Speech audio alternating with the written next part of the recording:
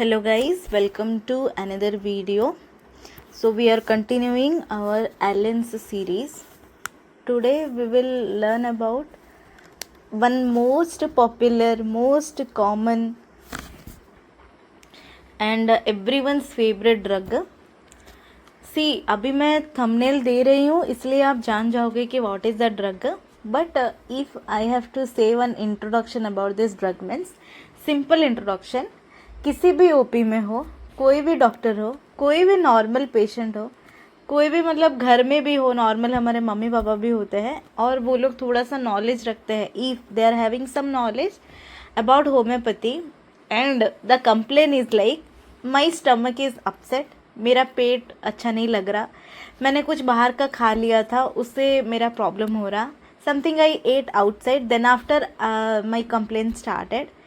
Like that complaint if you will tell means the first drug everyone will tell is take Nuxvom ले लो. यही आप सुनते आ रहे हो, right? Okay, so today we will read our favorite, your favorite, everyone's favorite Nuxvomica. Okay, so Nuxvomica, the common name is poison nut and the family is Loginiaceae family and it is belonging under plant kingdom, correct? So what are the other drugs belonging to Loginiaceae family? One mnemonic I made, you just remember this, it is Sing, S-I-N-G, okay? So S for Spizelia, I for Ignatia, N for Nuxvomica and G for Gelsemium, okay? Apart from this, one drug is there, Curare, rare drug, but some patient, some practitioners they are using for right side facial paralysis.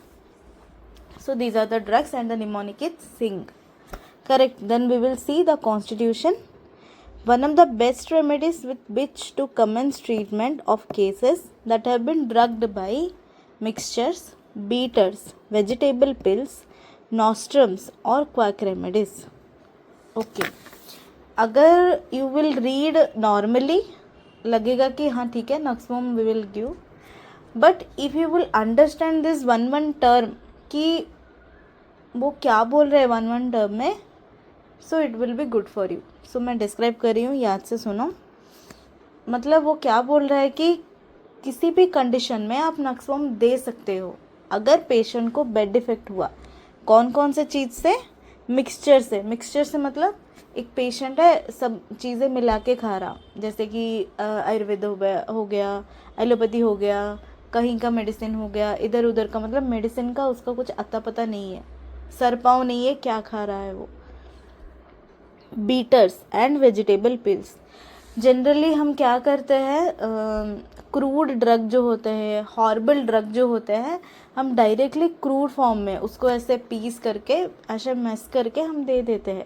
We are just giving the crude forms of the medicine directly, okay, for any as a liver pills, as a digestive pills we are giving, no.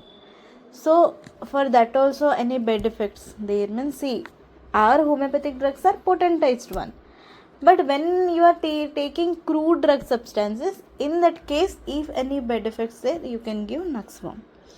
Next is nostrum. Nostrum is highly important. Why? Because nostrum is called patent medicines we are using nowadays. Our homeopaths also using patent medicines. See, patent medicines are those medicines that are having no scientific evidence, because drug proving happened on healthy human being, that too single simple remedy. Nowhere Hahnemann written like patent medicine you need to give, like we are combining 10 medicines and you are giving like patent. From that also if you are having any side effect, in that case also you can give Nuxvomica. Next, quack remedies. Quack, you know who is a quack? Quack is a person who is a unqualified doctor or practitioner having no such registration like that. That is called quack remedies. Especially aromatic or hot medicines but only if symptoms corresponds. Okay, abhi that terms you understood. Abhi we will see what is aromatic or hot medicines. Aromatic medicines means aroma means smell. Good smell is called aroma. So if one medicine is having good smell, like in some medicines we are having essential oils, we are having spices, for that also if any bad effect you can give, or you can think of Nux vomica. Examples are peppermint, camphora, cinnamon, clove, like that things. Okay. And hot medicines. Hot medicines means that medicines that are having the power to arouse not having giving heat to your body, like we are eating some cold. if अगर आपको सर्दी हुआ तो generally mummy क्या बोलती है, अदरक का वो काढ़ा पी लो, ठीक है, वो बोलते हैं ना ब्लैक पेपर खा लो, जो उड़िया में उसको गोलो मरीच बोलते हैं, आई डोंट नो क्या बोलता है, but English it is black paper. So वो खा लेने के लिए बोलते हैं ताकि जो बॉडी है ज़्यादा हीट हो जाए, ठीक है. उस टाइप की मेडिसिन से भी अगर आपको बैड इफेक्ट हुआ तो you can think of nux vomica. Next point, then we will see the actual constitution of the patient, कि how the patient will be, कैसा होगा patient. So adapted to thin, irritable, careful, jealous persons with dark hair and bilious और sanguine temperament.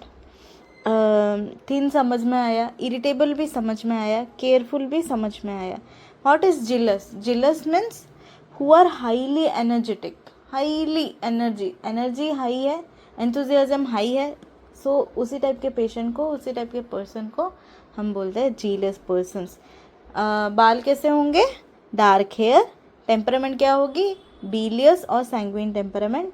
सी, अब तक हम जो भी drugs पढ़ चुके हैं एलन सीरीज़ में, उसी में बहुत बार बिलियस, सैंग्विन ये सब टर्म्स आए हैं, और मैंने बहुत बार उन सबको डिफाइन भी किया है कि कौन सा टेम्परामेंट का कैसा होगा नेचर.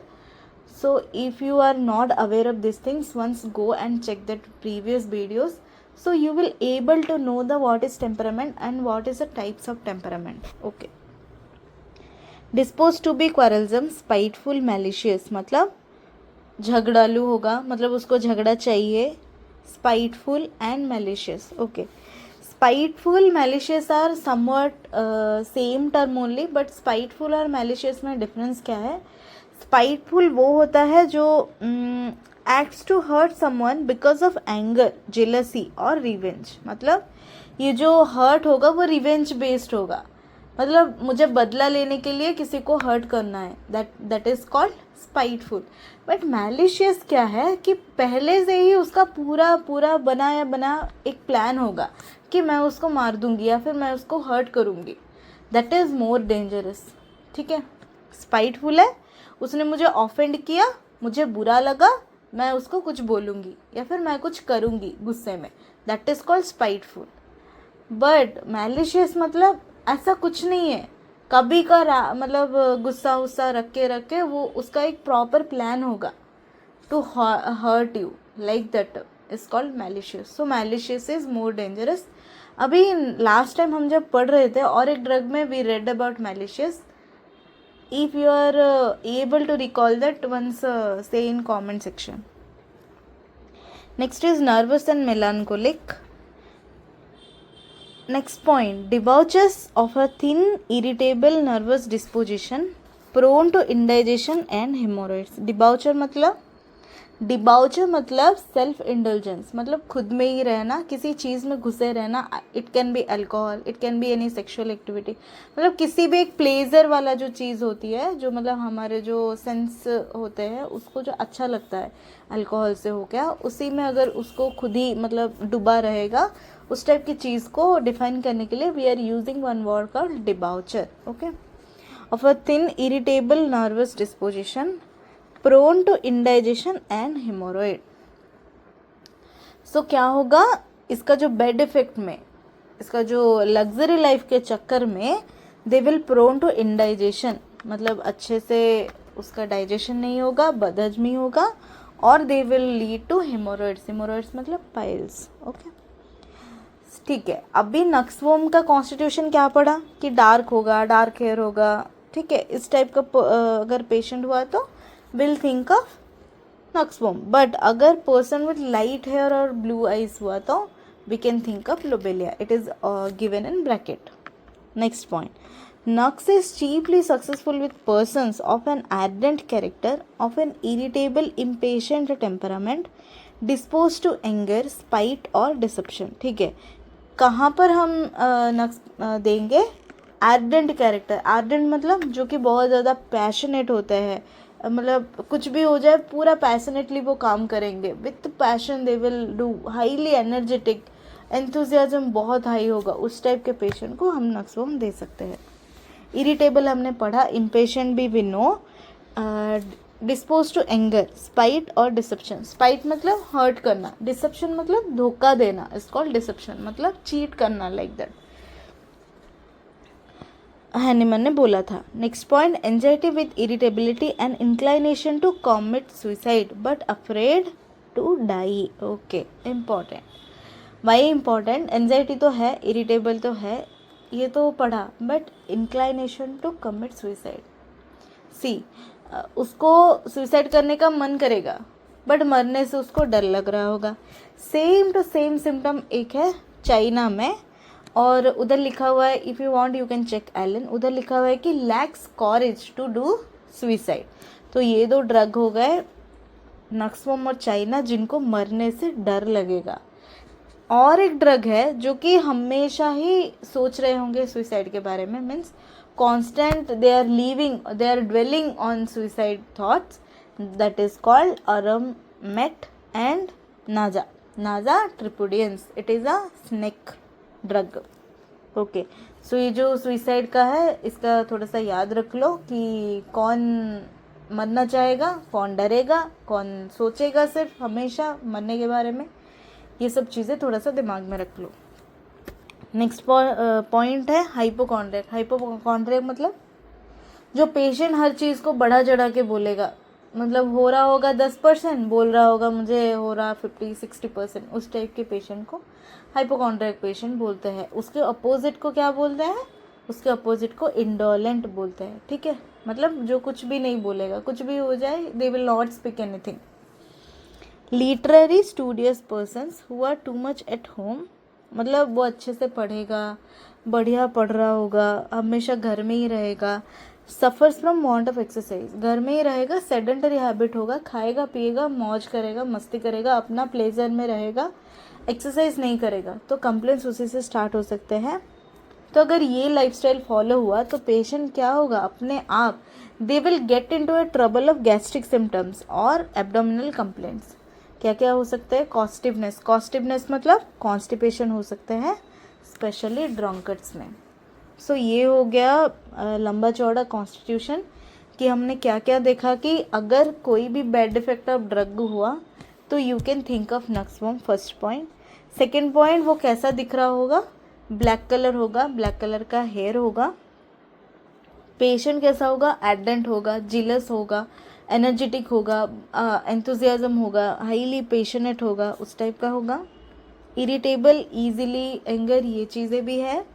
अच्छे से पढ़ रहा होगा, सेडेंटरी हैबिट होगा, कुछ काम नहीं करना है बट बस बैठ के खाना है, अपने मतलब अपने अपने में रहना है, अपने अपने में डूबा रहना है. अल्कोहल हो गया, कुछ भी, सेक्सुअल इंटेंजेंस हो गया, अल्कोहल इंटेंजेंस हो गया, कुछ भी ऐसे में रहना है. और आ गया कॉमिट सुइसाइड के बारे में. So this is the brief picture of nux vom. Then we will switch to mental general. Mental general, persons who are very particular, careful but inclined to be easily excited or angered. बहुत ही ज़्यादा particular होंगे, careful होंगे, but कुछ भी हो गया little चीज़ों में, छोटी छोटी चीज़ों में उनको गुस्सा आएगा, वो लोग एक्साइट होंगे, they will excite like that things. Irascible and tenacious. Irascible मतलब easily angered is called irascious. Tenacious मतलब मान लो कुछ हो गया. जनरली ह्यूमन टेंडेंसी क्या होता है? हम जनरली क्या करते हैं? कुछ हो गया, ठीक है, उसके बारे में बात करते हैं, उसको छोड़ देते हैं और हम लोग मूव ऑन करते हैं. बट नक्सवॉर्म पेशेंट क्या करेगा? उस चीज़ को पकड़ के रखेगा, उस चीज़ों पे गिव अप नहीं करेगा, उस चीज़ को नहीं छोड़ेगा, बार बार उस चीज़ों को बोलेगा. ये होता है टेनेशियस. मतलब persistence, holding of one thing, not giving up upon that matter is called tenacious.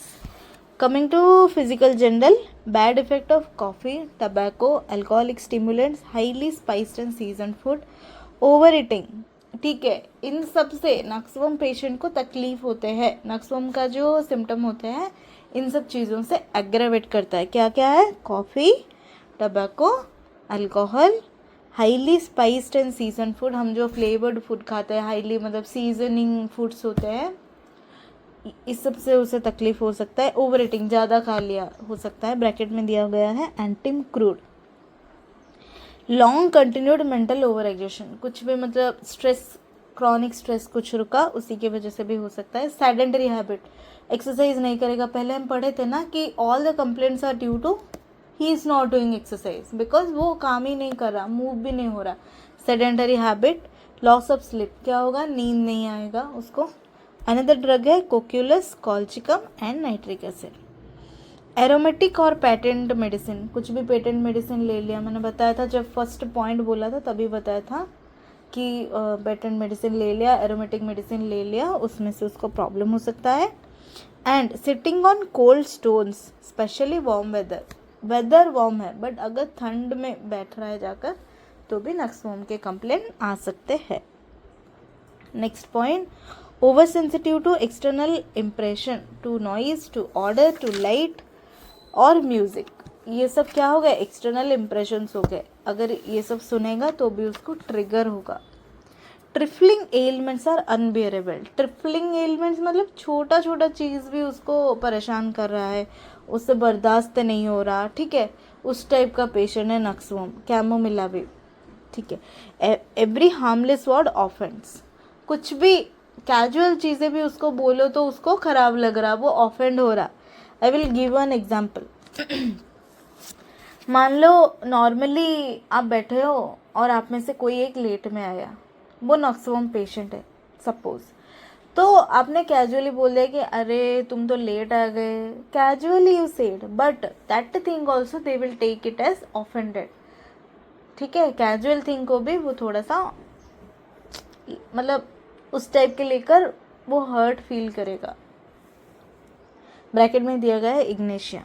Next point, pains are tingling, sticking, hard, aching, worse from motion and contact. Pain का कैरेक्टर कैसा है? Tingling, sticking, hard, aching, worse from motion. अगर motion मतलब चले फिरे कुछ हुआ, या फिर कॉन्टैक्ट से एग्रावेशन हो सकते हैं. टेंडेंसी टू फेंट. टेंडेंसी टू फेंट मतलब फेंट हो जाना. नक्समोस्टाटा एंड सल्फर. क्या क्या चीज़ों से उसे प्रॉब्लम हो सकता है? फ्रॉम ऑर्डर्स, बोला ना कि एक्सटर्नल एप्लीकेशन से प्रॉब्लम है, एक्सटर्नल इम्प्रेशन से प्रॉब्लम है. इन मॉर्निंग उसको प्रॉब्लम है, ज़्यादा खा लिया तो प्रॉब्लम है. After every labour pain. Okay, labour pain के बाद भी.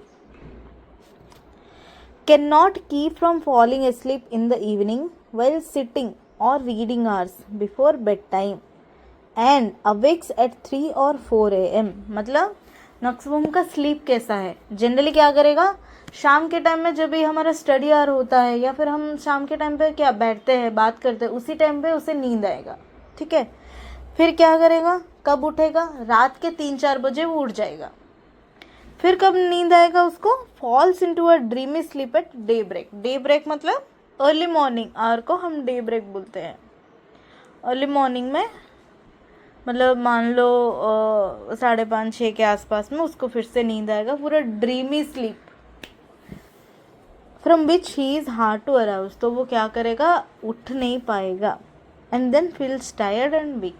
तो फिर वो क्या करेगा? उठ नहीं पाएगा, उससे तकलीफ होगा. बिकॉज ये सब सोने का चक्कर जो है उसको, साइकिल जो है सोने का, स्लीप साइकिल प्रॉब्लम हो रहा होगा, इसलिए उसे अच्छा भी नहीं लगेगा. ब्रैकेट में दिया गया है रिवर्स ऑफ पल्सेटिला. पल्सेटिला में क्या है हम देखते हैं. पल्सेटिला में है wide awake in the evening, does not want to go to bed. मतलब इवनिंग के टाइम पे वो नहीं सोएगा, but first sleep restless, sound sleep when it is time to get up. मतलब शाम के टाइम पे वो नहीं सोएगा, वो अपना काम करेगा, वो सही है. बट जब भी उसको सोने का टाइम आएगा, फर्स्ट स्लीप मतलब जब हमारा सोने का टाइम होता है तभी उसको नींद नहीं आएगा। फिर नींद कब आएगा उसको, जब उसका उठने का मन मतलब उठने का टाइम हो गया होगा, उस समय पे उसको नींद आएगा। तो फिर अगर उस टाइम पे नींद आएगा तो उठना मुश्किल होगा ना। अगर वो सुबह उठेगा तो रिफ़्रेश नहीं फील करेगा, मतलब लेज़ी लेज़ी फील करेगा, अनरिफ्रेश्ड फील करेगा। ऐसा है पल्सटिला का, और ये है नक्सवोम का। याद रख लेना, डिफरेंस में बहुत बार पूछ सकता है। ठीक है। So by this what we completed about constitution, mental general, physical general. So it is a very important drug. So once go through the LNs carefully. If any doubt, ask in the comment section. In next part we will see the rest particulars of Noxworm. Till then keep reading. Thank you.